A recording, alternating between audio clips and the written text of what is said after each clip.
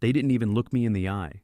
Andrea from HR walked in like a ghost, heels clicking on the tile, holding a plain cardboard box like it was some gift. She didn't sit, didn't say hi, just dropped it on my desk and mumbled, "You'll need this." I blinked at her. For what? She didn't answer right away, just stood there, tight-lipped, glancing at the door behind her. Then she added, almost like an afterthought, "Please try to be understanding," and tilted her head toward the hallway. Standing there was a kid, couldn't have been older than 25, tight navy suit, slick haircut, no tie. He had that fresh out of the Ivy League glow, like he thought the world was just waiting for his genius. "I'm Chase," he said, stepping in with that fake confidence they teach in business school. "From Stanford. I'm here to bring some new ideas to compliance." I just stared at him. He glanced around my office, and I swear to God, he was already mapping out where to put his diploma and that dumb little bonsai tree all these young guys think makes them look deep. I kept my hands folded, but I could feel them start to shake. 15 years. 15 years building this department from scratch, holding this place together during inspections, audits, 2 near shutdowns, and 1 full-blown federal investigation.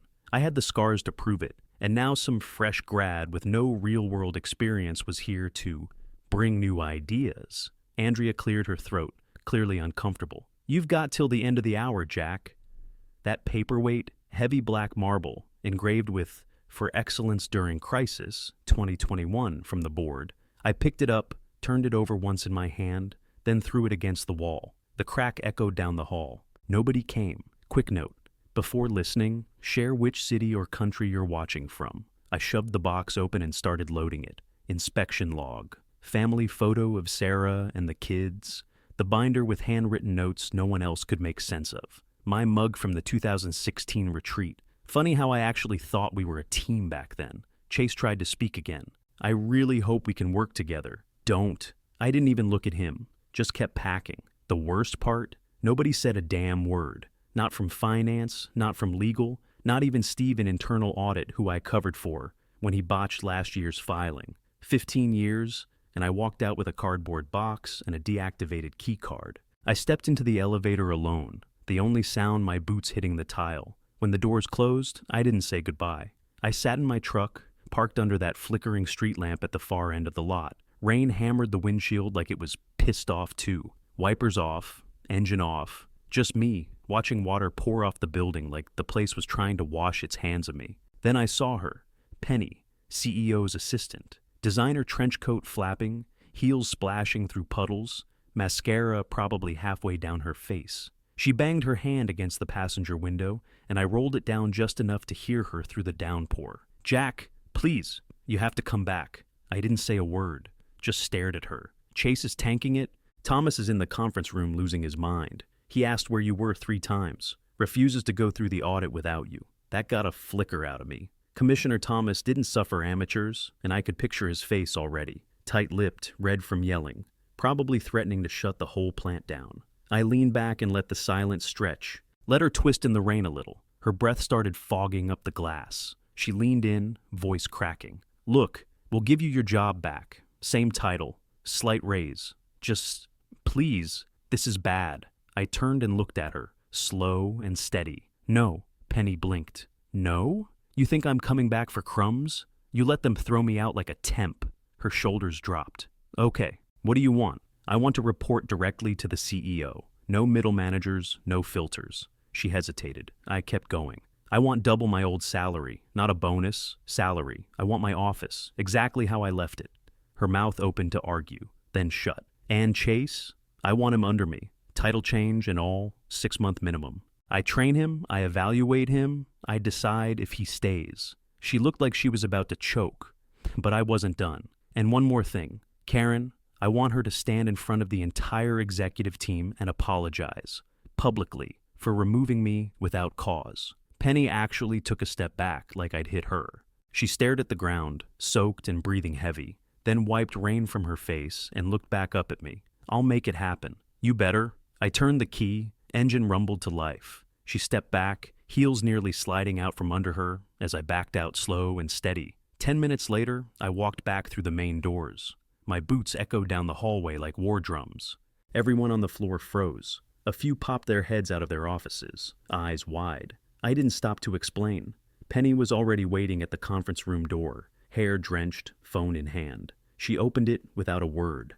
Thomas turned, still standing, arms crossed. "Merritt, thought you'd come to your senses."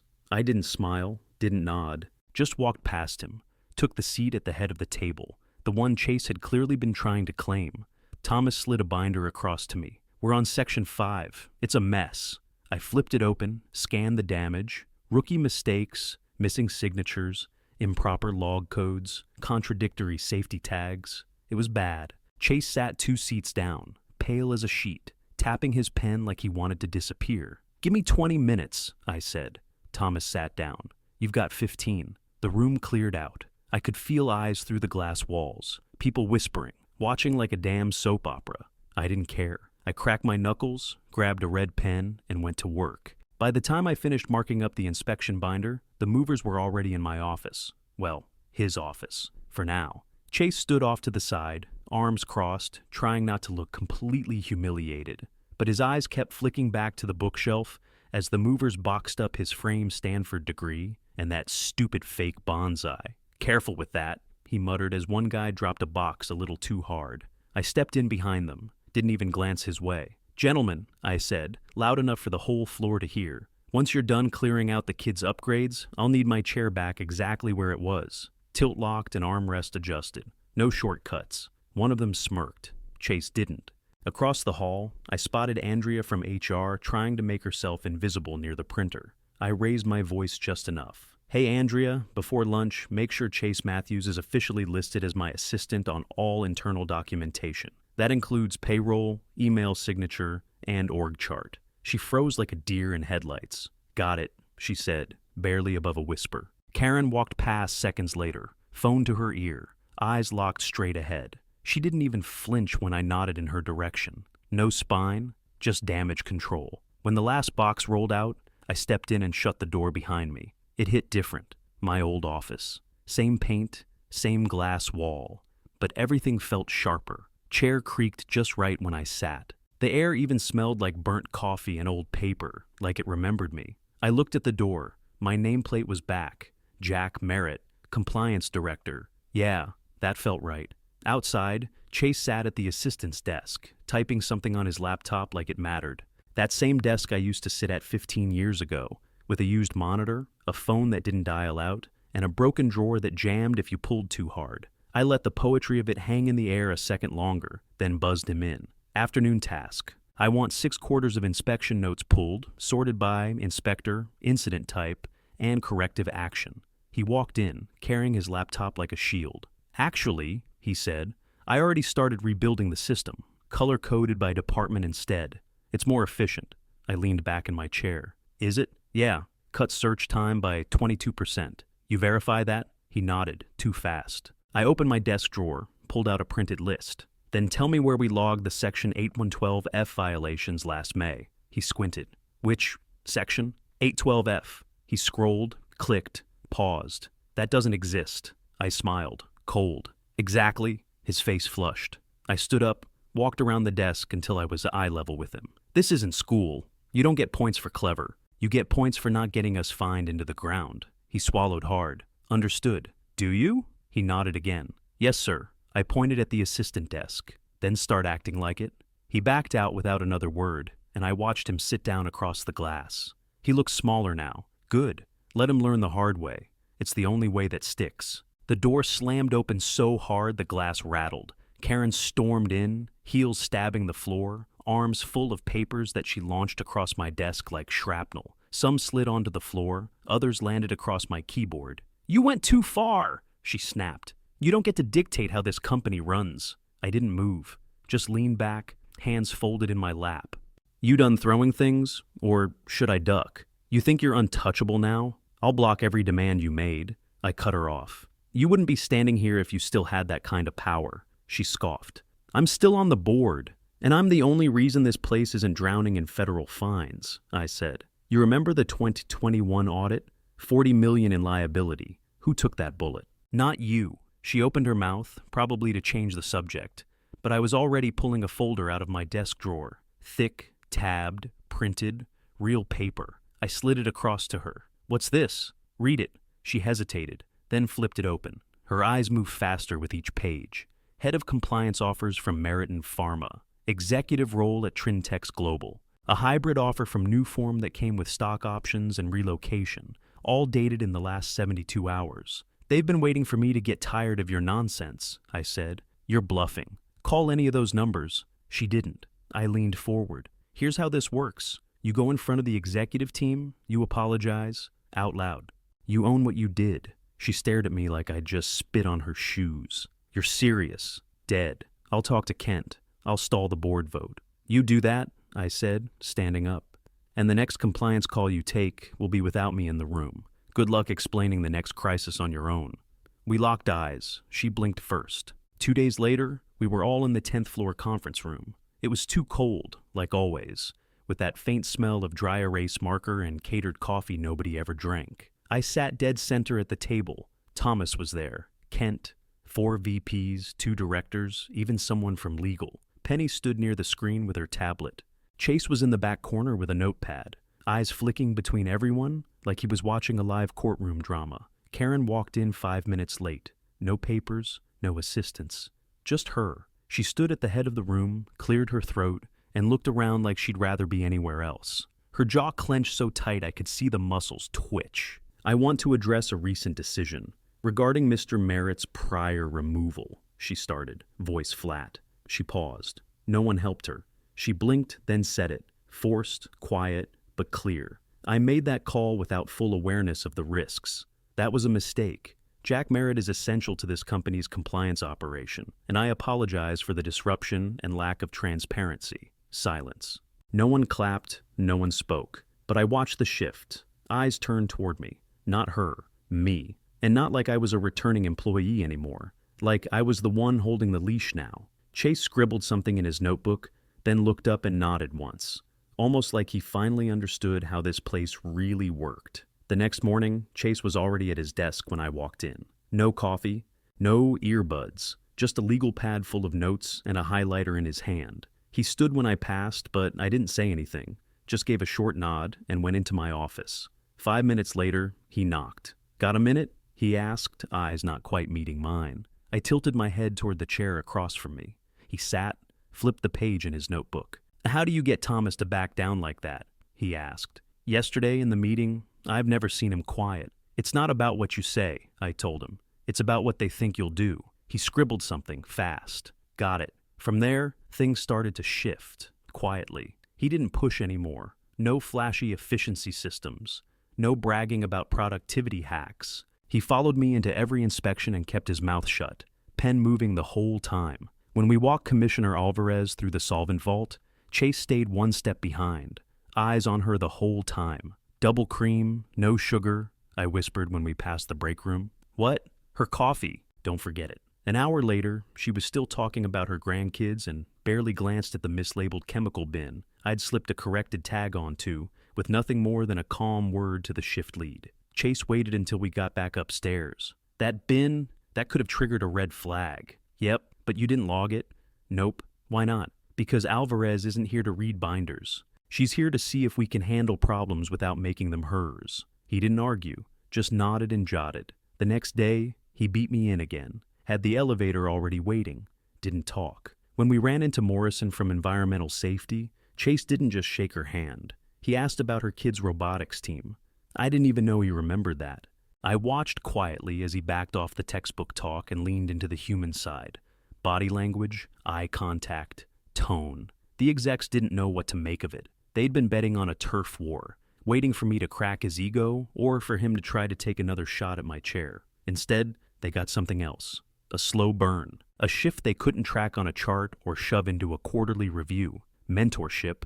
Not the hand-holding kind either. The real kind. The kind nobody asks for, but if they survive it, they come out dangerous. I still kept my distance. No lunches, no off-hours drinks. I wasn't there to make him feel welcome, but I saw the gears turning. He was learning the thing they never taught at Stanford, the thing that saved our asses every time the alarms went off. I was heading to my truck in the garage when I heard my name. Jack. It was Xavier from operations. Hard hat in one hand, cigarette in the other. He looked around like he didn't want anyone hearing what came next. You got a second? I stopped. What's up? He stepped closer, lowered his voice. Karen's been meeting with outside consultants, quiet meetings, private rooms. You weren't on the calendar invite.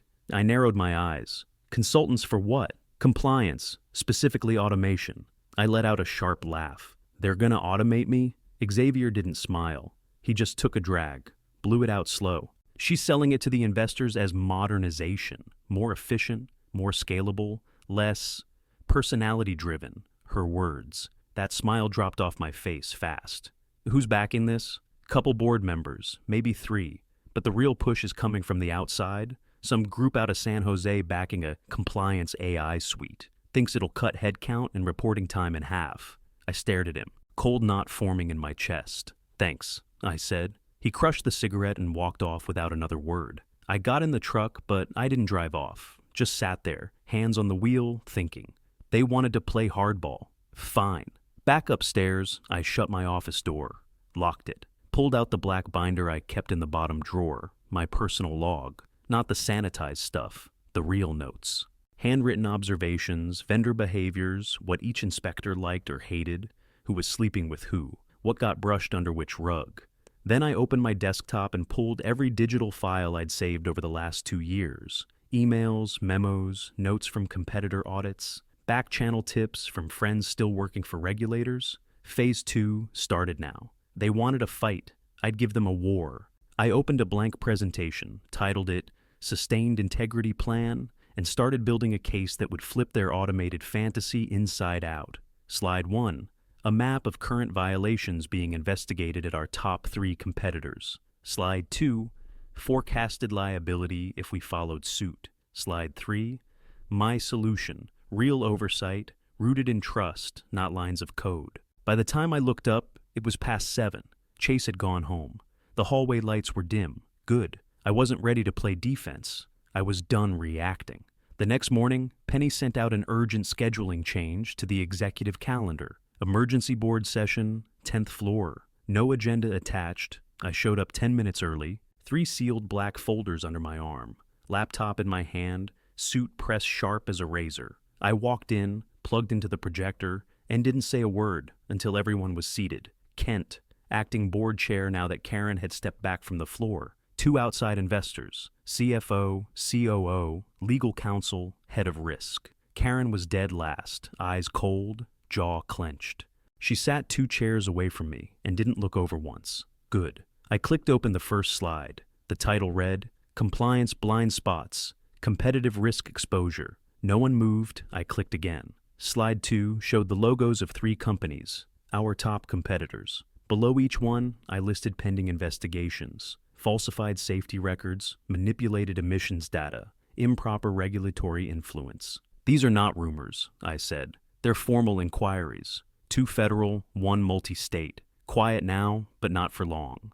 I handed the folders down the table. Everything inside is verifiable. Timelines, sources, whistleblower interviews. You'll notice the timestamps. Karen snatched hers off the table like it was poison.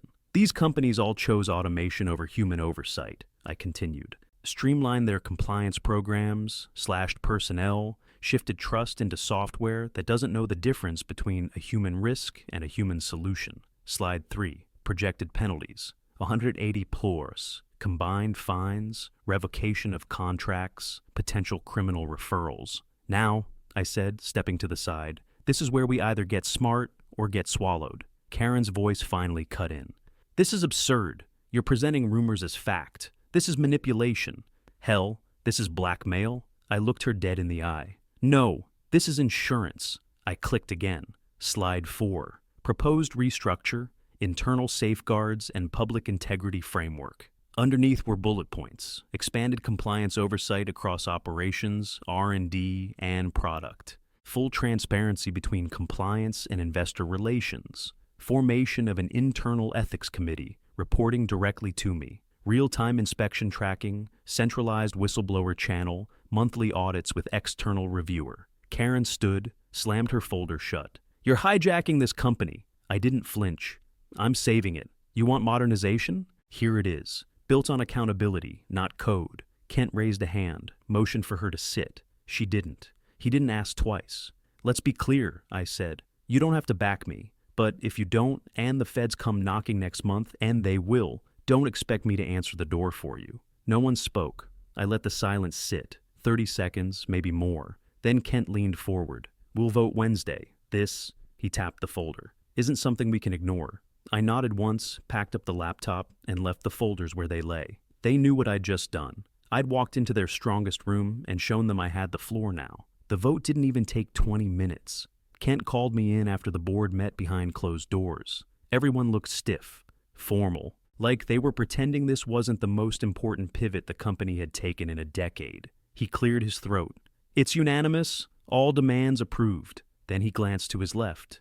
Karen sat there, arms crossed, lips pressed into a tight line. She abstained, he added. Of course she did. I didn't smile. I just nodded, stood up and said, "You won't regret it." By noon, the wires picked up the investigation leaks I'd hinted at. Our three biggest competitors were getting gutted. Stock crashing, press spinning, executives suddenly going on indefinite leave. Meanwhile, ours jumped 12 points in a day. Penny forwarded me a Bloomberg headline that read, "Midland Pharma's compliance rebuild may be the industry's new gold standard." That was cute. I walked back into my office, shut the door, and buzzed Chase. He walked in cautious, like I might still throw something. "Close the door," I said. He did. I slid a folder across the desk toward him. His name was printed on the tab. He opened it, flipped through the first couple pages, then looked up. "Deputy Compliance Officer, 6-month trial, starts Monday." His brow furrowed. "Why me?" "You earned it." He shook his head. "After everything, you could have picked anyone. Hell, half the floor still hates me." I leaned forward. Revenge doesn't always mean blood. Sometimes it means fixing the machine that broke you. He didn't say anything for a while, just stared at the contract like it might disappear. Then finally, "I won't let you down." "You already did once," I said. "Don't do it again." He nodded, tight, firm, no fake grin, no handshake, just respect. That's how I knew he meant it. After he left, I stood by the window, watching the cars roll in and out of the lower lot. Morning shift change. Same mess of traffic, same dented red Civic that always parked crooked. But it felt different now. I wasn't just building a department anymore. I was building a team. One that gave a damn about what compliance actually meant. Not paperwork, not audits, not empty training videos, but real guardrails. Real people keeping things from falling apart. And this time, I was doing it my way. My phone rang just after 7. Commissioner Thomas. No small talk. "We're forming a federal panel, advisory board on regulatory policy, national scope. We want you on it." I didn't even ask who else was on the list. Didn't need to. "I'm in," I said. It wasn't just a seat at the table. It was a whole new playbook, and I'd be writing the first chapter. I ended the call, set the phone down, and walked through the glass doors into my office. My office, now with a private conference room off to the left and a new coat of paint the same shade as the old one. Didn't matter. The desk was the same. I sat down, ran my hand across the surface where the marble paperweight used to sit, the one I smashed the day they tried to shove me out. Now, they couldn't move a chair without my signature. The door opened and Chase stepped in, holding a folder in one hand and a yellow notepad in the other. "Morning," he said, setting both on my desk. "Updates from ethics and the red lines from legal on the contractor policy revisions." I flipped through them quick, scanned the notes. "Keep pushing the whistleblower clause," I said. "No gray area. Full protection, anonymous channel, immediate response." He nodded. "Got it." Before he turned to leave, I looked up. "One more thing," I said. "We lead with results, not titles. Always." "Yes, sir." He meant it. When he left, I pulled open the top drawer. Tucked inside was the old nameplate they made for me back in Susmo 9. Scratched corners, fading silver. I set it down next to the new one on the desk. Jack Merritt, Executive VP, Compliance and Ethics. That one was heavy, clean, permanent. I leaned back, hands behind my head, the kind of slow breath I hadn't taken in months.